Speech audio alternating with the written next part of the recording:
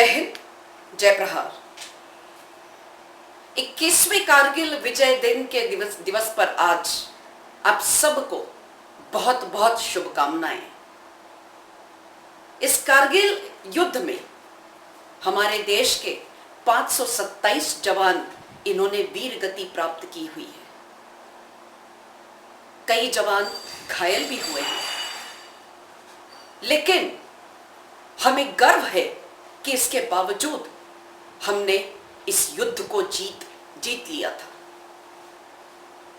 इन सारे शहीद सैनिक तथा आज तक हमारे देश ने जितनी लड़ाइयां लड़ी हैं, उन लड़ाइयों में स्वतंत्रता की लड़ाई हमने जो लड़ी थी, उस लड़ाई में जितने हमारे नागरिक और जितने हमारे सैनिक ये शहीद हुए हैं, मैं ये अपना कर्तव्य समझती हूँ कि उन सब के प्रति श्रद्धांजलि अर्पित करके ही इस व्याख्यान का मैं शुरुआत करूं।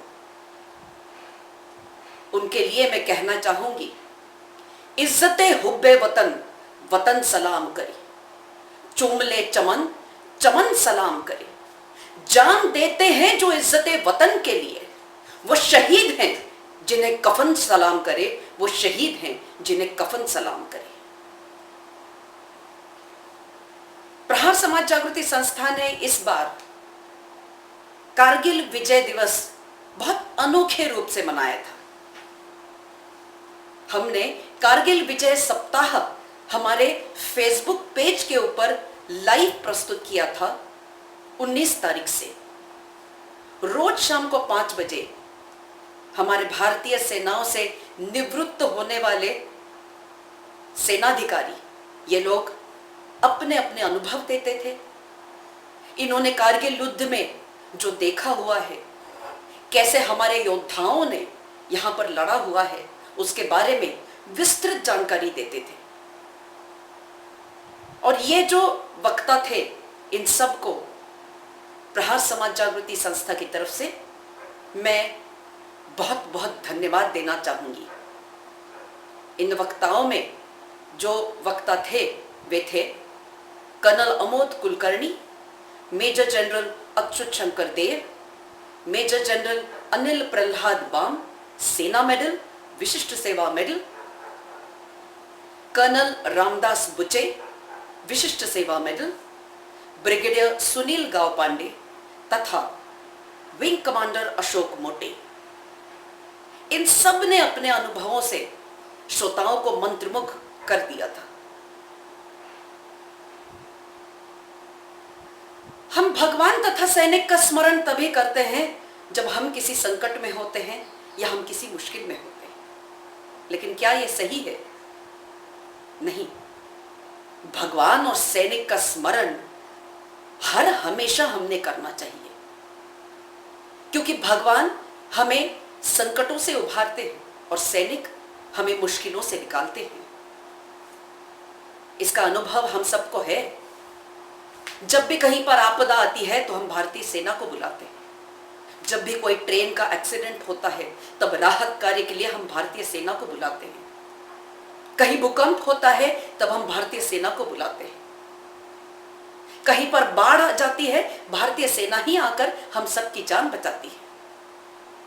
इतना तक कि नहीं, मुंबई का एल्फिंस्टोन ब्रिज जब गिर जाता है तब इस ब्रिज को तक बनाने के लिए हमने भारतीय सेना का आह्वान किया था और भारतीय सेना में चंद दिनों में यह ब्रिज बनाया था। जब भी हम किसी मुश्किल में पड़ते हैं, जब भी देश किसी मुश्किल में पड़ता है, तब भारतीय सैनिकों का हम आह्वान करते हैं। एक बहुत अजीब रिश्ता भी है और वो है भगवान और सैनिक का। हम सैनिक, हम भगवान के ऊपर बहुत ज्यादा विश्वास करते हैं। उसका एक कारण है और कारण यह है कि हम ये सोचते हैं कि आज हम जीवित हैं तो सिर्फ उनकी कृपा से। आप चाहे किसी भी नाम से उन्हें पुकार लो, भगवान कहो, अल्लाह कहो, जीसस क्राइस्ट कहो या गुरु गोविंद सिंह कहो, ये हर रूप में उपस्थित हैं। और हम सोचते हैं कि युद्ध भूमि में जब हम जाते हैं लड़ने के लिए, हमारी मां भारती की सुरक्षा के लिए, हमारी पलटन की आन बान और शान को रखने के लिए, तब हम सोचते हैं कि आज हम जीवित हैं तो सिर्फ उनकी कृपा से। हर यूनिट में एक सर्वधर्म स्थल होता है जहां पर हर धर्मों के गुरु होते हैं, हर धर्मों के भगवान होते हैं, विराजमान होते हैं, जो हमारा पूजा स्थल होता है। भगवान के ऊपर अटूट विश्वास सैनिकों का क्यों होता है, उसके कुछ उदाहरण देना चाहूंगी। मेरे पिताजी स्वर्गीय कर्नल सुनील देशपांडे, इन्होंने 2 जंग लड़े हुए। 1965 का भारत पाकिस्तान का युद्ध फिरोजपुर सेक्टर में बैटल ऑफ हुसैनीवाला में, और दूसरा 1971 का भारत पाकिस्तान का युद्ध in the battle of Shakargarh. उनका अनुभव बताते हुए एक दिन उन्होंने बताया था कि जब फिरोजपुर सेक्टर में हुसैनीवाला के पास वो थे, महज 21 साल की उम्र थी। 21 साल की उम्र में अपनी जिंदगी की पहली उन्होंने लड़ाई देखी थी, पहला युद्ध लड़ा था। वहां पर जैसे ही ये लोग गए, वहां पर पहुंचे, इन्होंने अपना बंकर पहले बनाया। बंकर में बनाने के बाद नेचुरली रात को थक गए थे, सो गए। सुबह सुबह बहुत पटाखों की आवाज नींद में सुनाई दी। इन्हें लगा कि कहीं शादी हो रही होगी, जिसकी वजह से पटाखे जल रहे होंगे। लेकिन उनके कमांडिंग ऑफिसर कर्नल टेरी नोलन ये आए और उन्होंने मेरे पिताजी को उठाया और बोला, young boy, get up, the war has begin.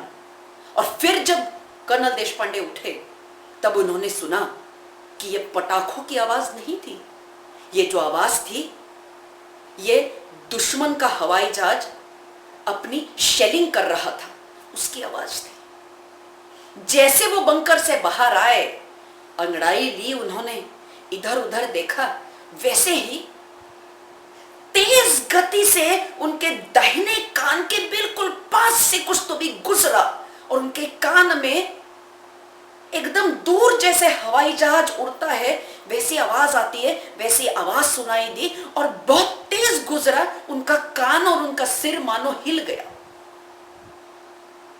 2 minute के लिए उन्हें समझा नहीं कि यह क्या था। पीछे पलट कर देखा तो वो थी एक दुश्मन की गोली। तुरंत कर्नल सुनील देशपांडे ने ऊपर आसमान की तरफ देखा और कहा, भगवान आपकी कृपा कि ये गोली मुझे सिर पे या मेरे कान पर लगी नहीं, कान के बिल्कुल पास से गुजर गई।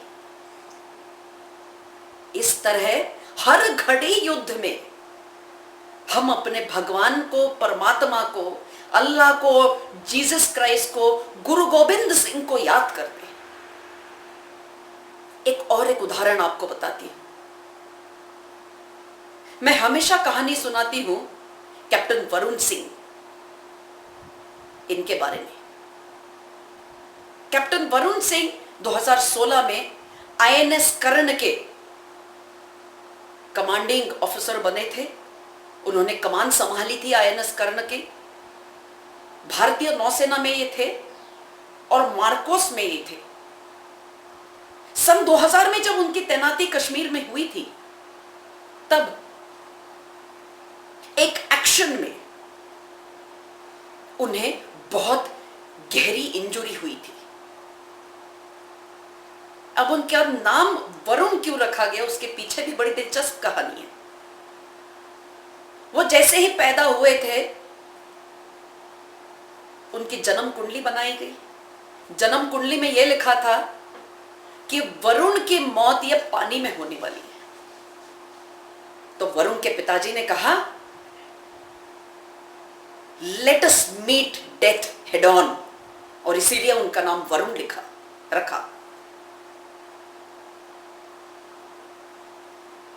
सन 2000 में एक एक्शन में जम्मू कश्मीर में आतंकवादियों के साथ मुठभेड़ में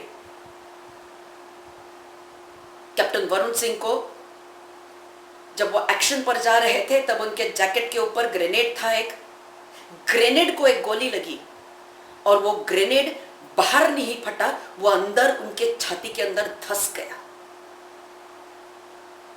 72 स्प्लिंटर्स यानी टुकड़े हुए उस ग्रेनेड के और वो उनके लंग्स में, उनके पूरे दाहिने साइड में वो सारे लग गए। उनका दाहिना हाथ ये बहुत बुरी तरह जख्मी हुआ, घायल हुआ, टूट गया था उनका दाहिना हाथ। इतना तक के नहीं, वो पैरालाइज हो गए थे। हमारे जवानों को लगा कि शायद कैप्टन वरुण सिंह बचेंगे नहीं। जैसे उन्हें अस्पताल लाया गया, डॉक्टर्स ने भी देखा उनकी हालत और सोचा कि ये जीवित रहना इनका मुश्किल है। लेकिन उनके ऊपर बहुत ज्यादा शस्त्रक्रियाएं हुई, करीब 16 से 18 सर्जरीज उनके ऊपर हुई। वो 2 साल तक पैरालाइज थे, 1 साल तक कोमा में थे, लेकिन उसके बावजूद वो वापस आए। उनका जो विल था, उनका जो दिमाग था, जो मैं बोलती हूं physically fit and mentally robust, ये हमारा भारतीय सैनिक होता है। मेंटल रोबस्टनेस थी उनकी जो दिमागी शक्ति थी वो इतनी ज्यादा प्रखर थी, उनका विल इतना ज्यादा स्ट्रांग था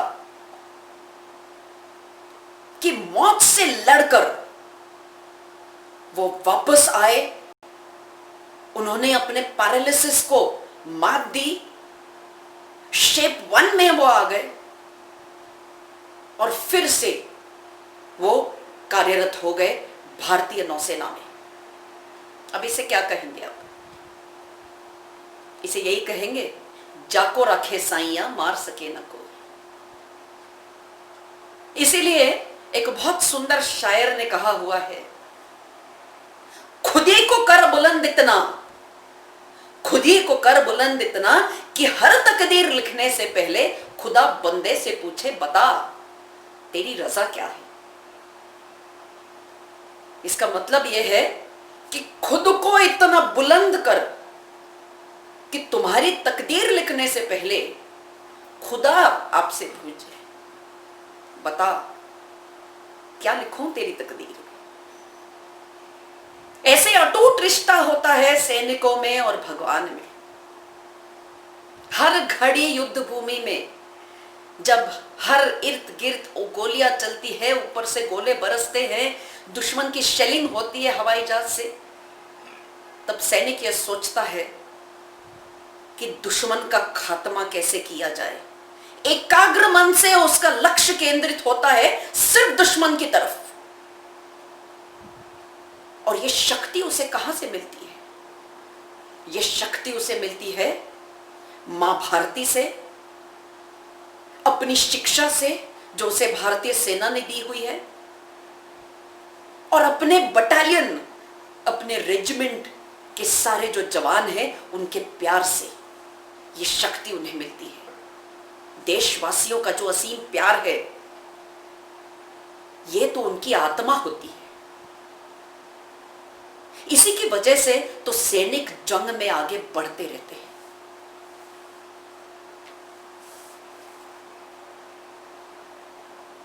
कारगिल युद्ध के ऊपर एक बहुत सुंदर किताब लिखी है गौरव सावंत ने। ये गौरव सावंत तब जर्नलिस्ट थे और तब वो कारगिल युद्ध भूमि में जहां पर युद्ध चल रहा था वहां पर वो रिपोर्टिंग के लिए गए थे। इनके पिताजी ब्रिगेडियर चित्तरंजन सावंत ये बहुत मशहूर इंटरनेशनल मिलिट्री के कमेंट्रेटर थे। बहुत पहले ये रिपब्लिक डे परेड, हमारे जो स्वतंत्रता दिन का समारोह होता है, या जो भी मिलिट्री फंक्शंस होते हैं, इन सारे फंक्शंस का की कमेंट्री ये बहुत बखूबी तरीके से करते थे। इनके गौरव सावंत ये पुत्र हैं और उसी के नाते वो जर्नलिस्ट बनकर कारगिल युद्ध के समय वहां पर गए थे। उन्होंने एक सुंदर किताब लिखी है, कारगिल डेटलाइन। उस किताब में उन्होंने अनुभव जो लिखे हैं, कुछ अनुभव वो आपसे मैं शेयर करना चाहूंगी। एक बार जब वो एक कारगिल के युद्ध जब चल रहा था, तब एक मिलिट्री के छावनी में वहां पर गए थे, जहां पर बहुत ज्यादा बमबारी हो रही थी। वहां पर उन्होंने देखा कि काफी सारे हमारे फौजी ट्रक ये घायल जवानों को ले जाते हुए देख रहे थे। उनके जो साथी जो बैठे थे, अपनी आंखों में आंसू लाए, वो सैल्यूट कर रहे थे। बैठे बैठे ये सोच रहे थे कि शायद मैं अपने दोस्त को फिर से ना मिल पाऊं। ये सारा दृश्य देखकर मन बहुत भर आता है। लेकिन इस माहौल में एक चीज जो हम सैनिकों को विश्वास दिलाती है, एक चीज जो हम सैनिकों का हौसला बढ़ाती है, वो होती है परमात्मा। हर यूनिट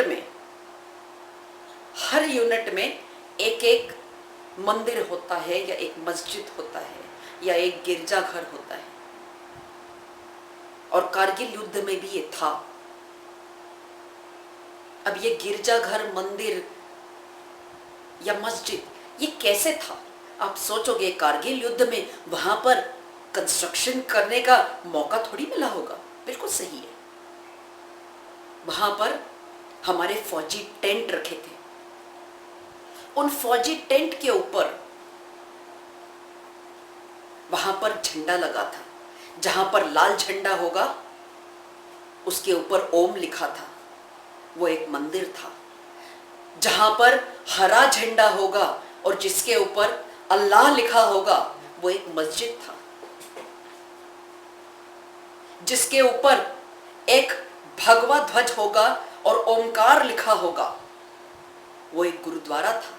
और जिस टेंट के ऊपर एक क्रॉस होगा, वो एक चर्च था।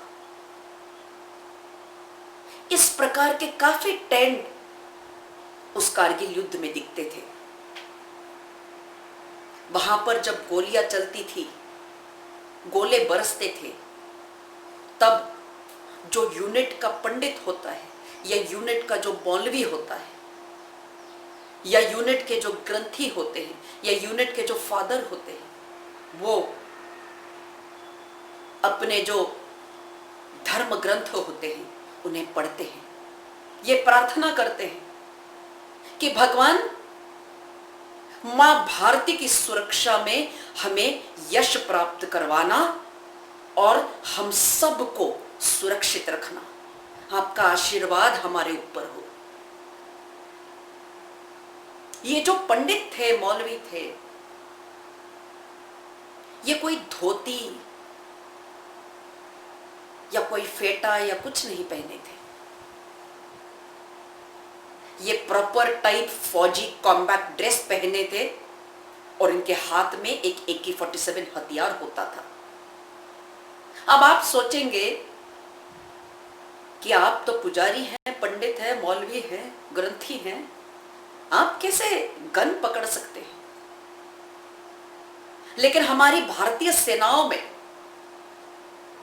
जब हम स्पेशल कैडर में लोगों को लेते हैं, तब हम कुछ क्राइटेरिया रखते हैं कि आपको, अगर आपको पंडित होना है तो आपको भगवत गीता का ज्ञान होना चाहिए। अगर आपको मौलवी होना है तो आपको कुरान शरीफ का ज्ञान होना चाहिए।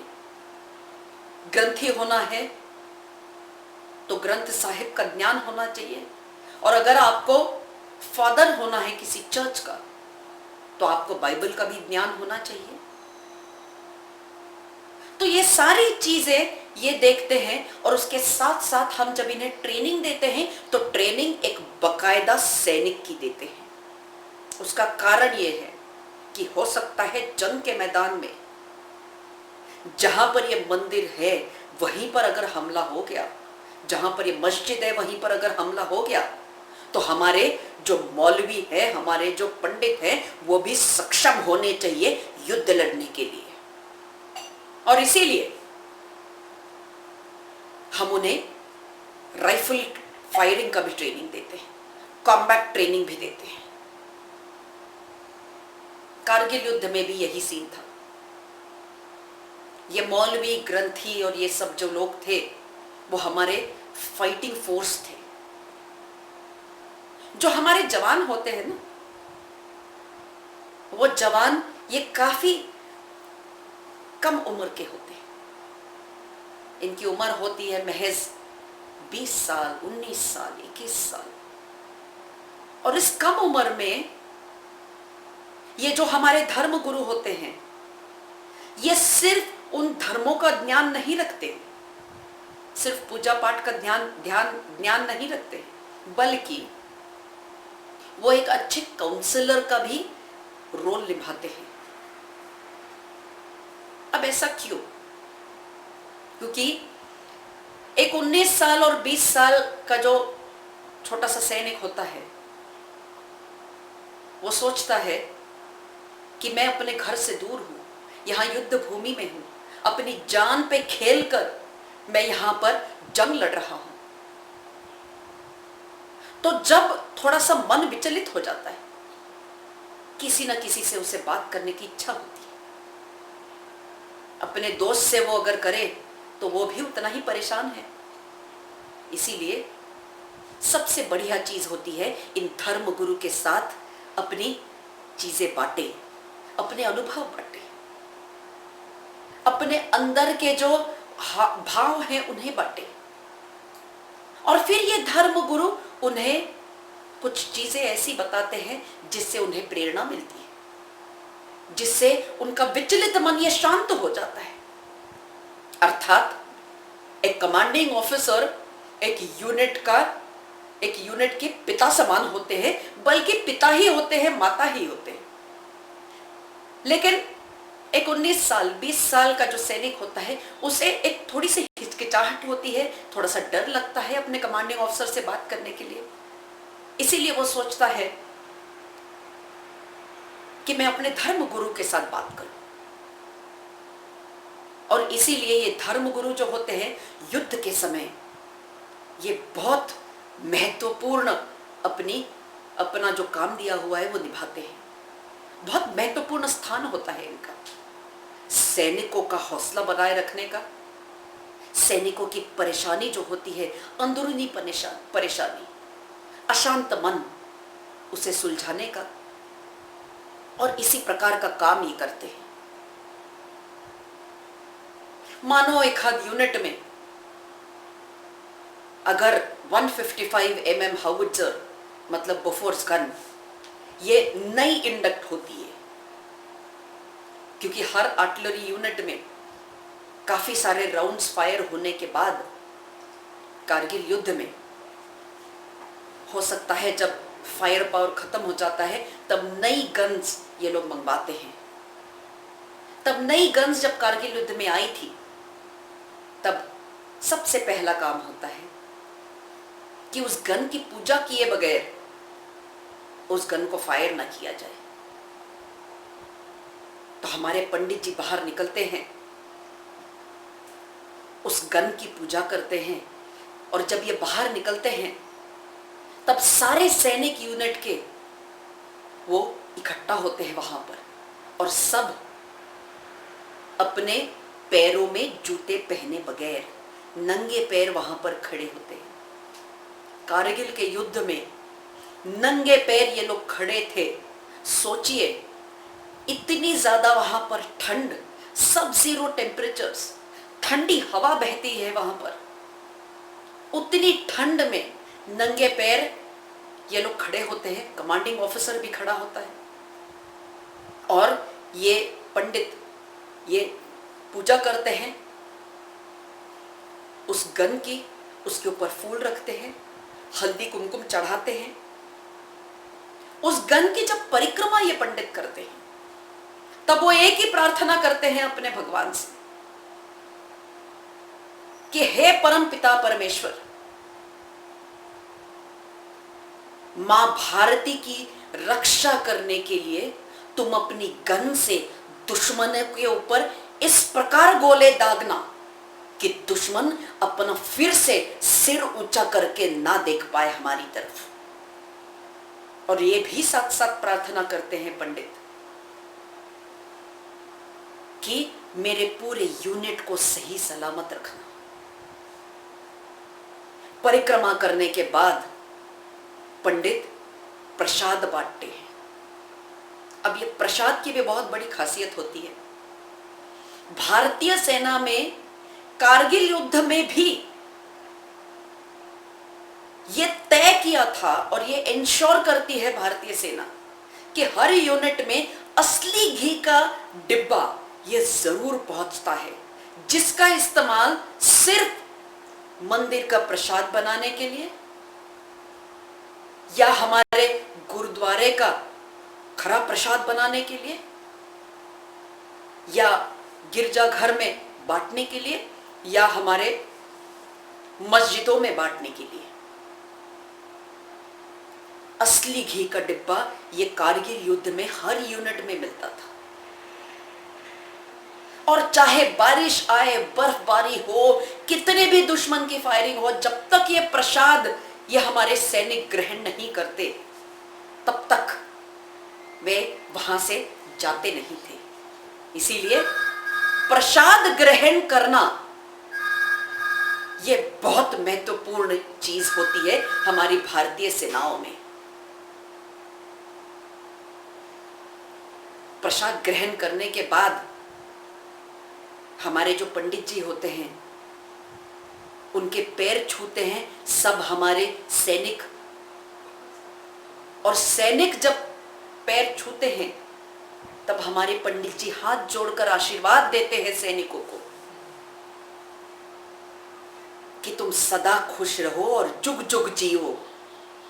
मतलब इस युद्ध में तुम जब ये यूनिट इसको जो काम मिला था वो ये मिला था कि 0.5250 जो बटालिक सब सेक्टर में खालूबार रिज के पास है उसके ऊपर उनको ये 0.5250 इसको काबीज करना है।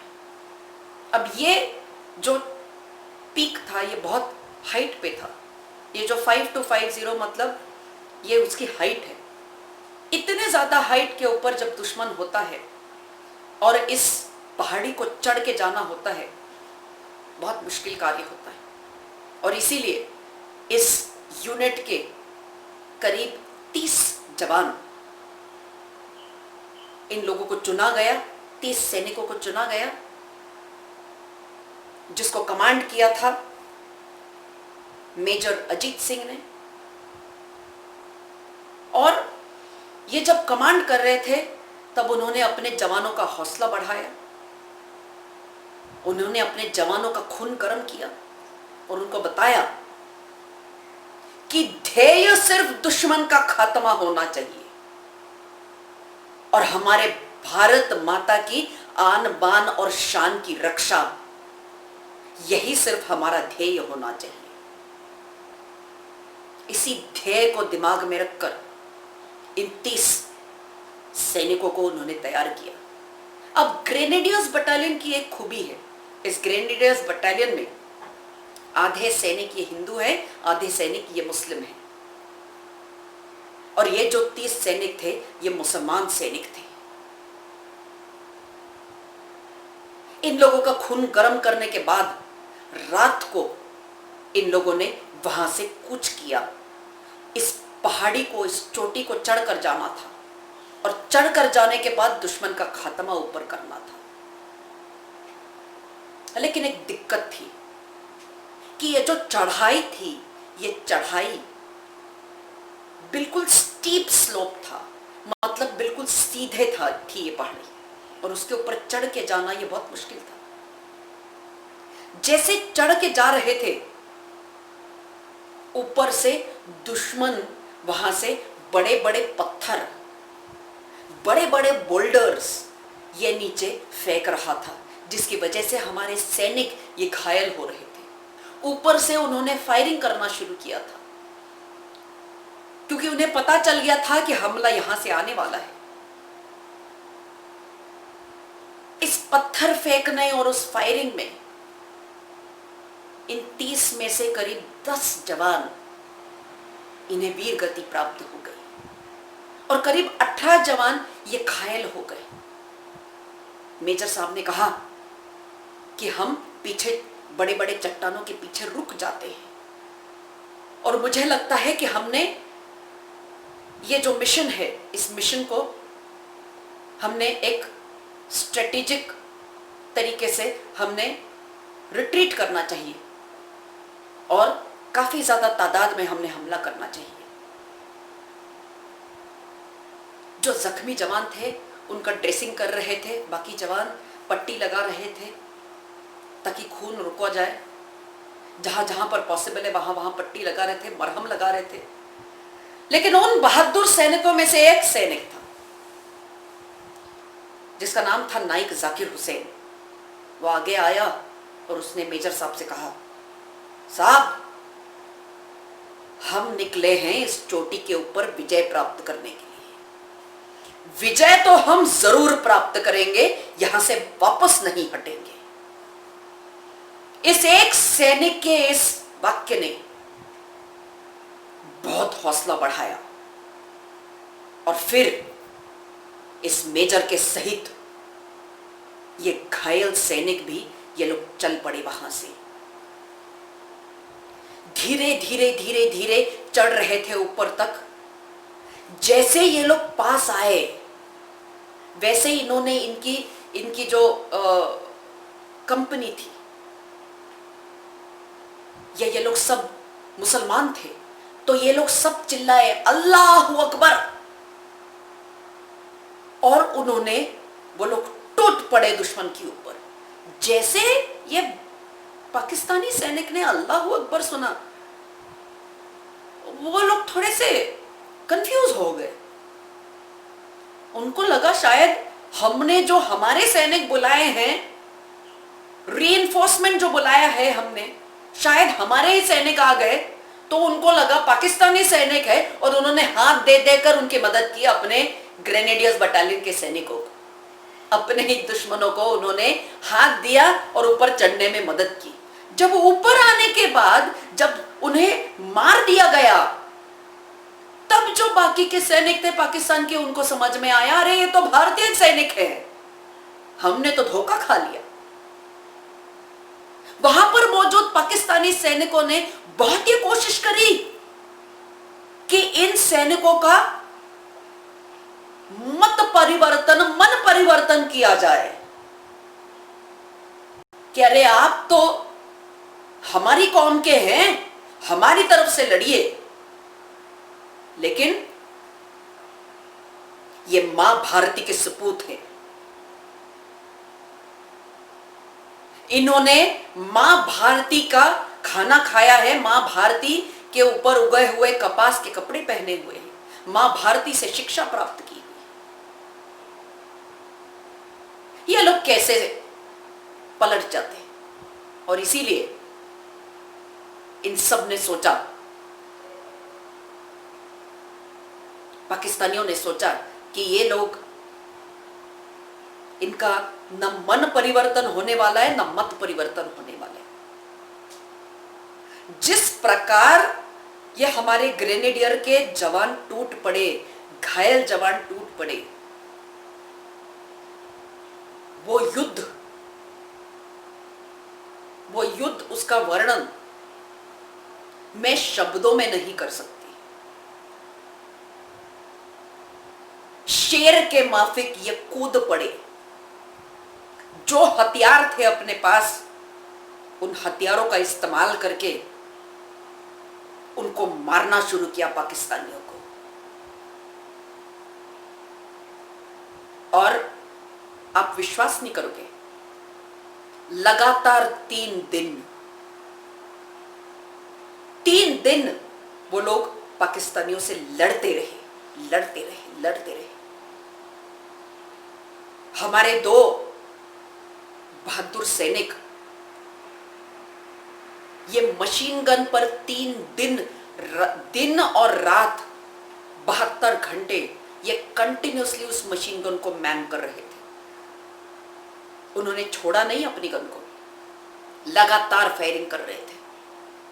दुश्मन की तरफ से रीइंफोर्समेंट आया, लेकिन इन्होंने हार नहीं मानी। सोचिए किस मिट्टी के बने होंगे ये, कहां से आती है इतनी इनमें अदम्य साहस, कहां से आता है इनमें इतनी असीम शक्ति, कहां से आती है इनमें इतना दृढ़ निश्चय, और कहां से आता है इनमें इतना जबरदस्त देश प्रेम। यह सिर्फ एक सैनिक ही जानता है।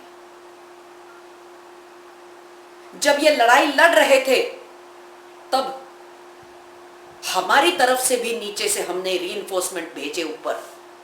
1/11 गुरखा राइफल्स, इनके जवानों ने जब अपने साथियों को ज्वाइन किया .5250 पर, तब इन्होंने निकाली अपनी कुखड़ी और अपने जो ग्रेनेडियर्स के जवान थे, सैनिक थे, उनका भी हौसला एकदम बुलंद हो गया, क्योंकि उनके पास रीइंफोर्समेंट आया था। और ये दोनों टूट पड़े उन सैनिकों के ऊपर, मानो शेर किस प्रकार शिकार करता है।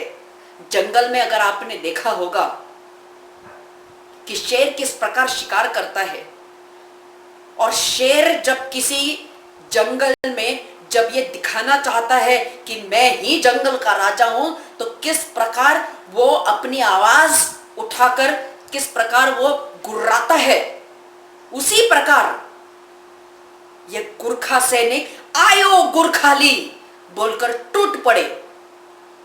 और हमारे ग्रेनेडियर्स के भी जवान जो 72 घंटे से लड़ रहे थे, वो भी मानो भूखे शेर की तरह उनके ऊपर टूट पड़े। इन पाकिस्तानी सैनिकों के टुकड़े टुकड़े कर दिए। कुछ सैनिक तो वहां से, पाकिस्तान के सैनिक उनको फेंक दिया वहां से नीचे, और इस प्रकार .5250 पर हमने फतेह हासिल की, विजय हासिल की। इस प्रकार का सर्वधर्म समभाव यह हमारे भारतीय सेना में बहुत उत्कृष्ट रूप से हम देखते हैं। इस कारगिल जंग में हम सबको पता है कि बहुत अलग अलग लड़ाइयां हुई है।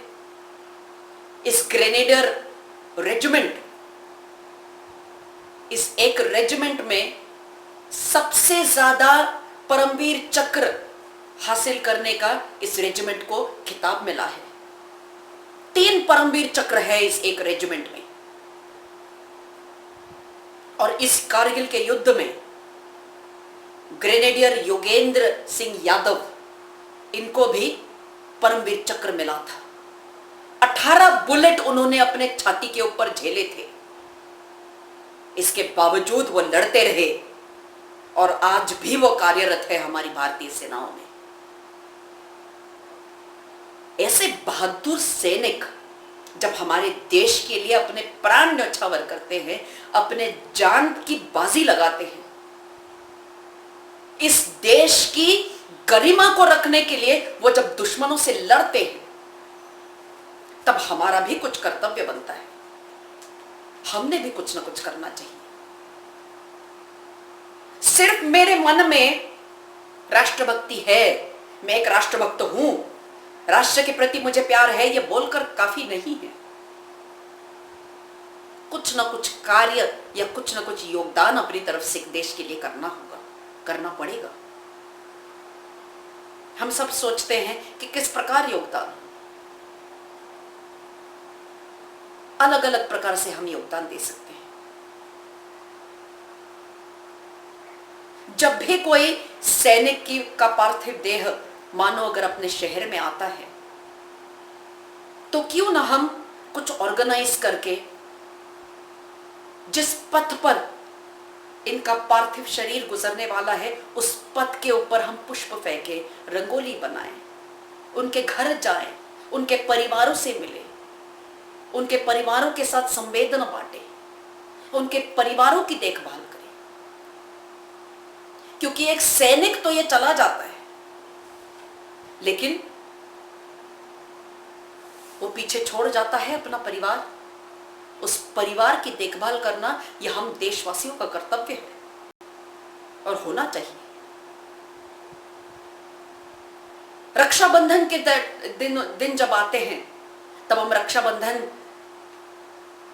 के उत्सव जब हम मनाते हैं, तब हम अपने सैनिकों को राखियां भेज सकते हैं। जब हम दिवाली मनाते हैं, जो सीमा पर तैनात सैनिक होते हैं, उनको हम दिवाली के ग्रीटिंग कार्ड्स भेज सकते हैं। जब भी कोई युद्ध जैसी परिस्थिति आती है या जब भी कोई युद्ध होता है, तब हम रेलवे स्टेशंस के ऊपर सैनिकों के लिए कुछ मुफ्त में चाय पानी या कुछ खाने पीने के सामान के स्टॉल रख सकते हैं। मुझे याद है, मेरे पिताजी बताया करते थे कि 1965 में, 1971 में हर रेलवे स्टेशन के ऊपर ऐसे स्टॉल्स बने हुए थे सैनिकों के लिए मुफ्त नाश्ता। क्योंकि सैनिक एक जगह से दूसरी जगह जब गुजरते थे, तब हर नागरिक को लगता था कि मेरी तरफ से भी कुछ योगदान होना चाहिए। इस प्रकार से हम इस देश के लिए बहुत कुछ कर सकते हैं, सैनिकों के लिए बहुत कुछ कर सकते हैं। देश के लिए करने के लिए चीजें तो बहुत है।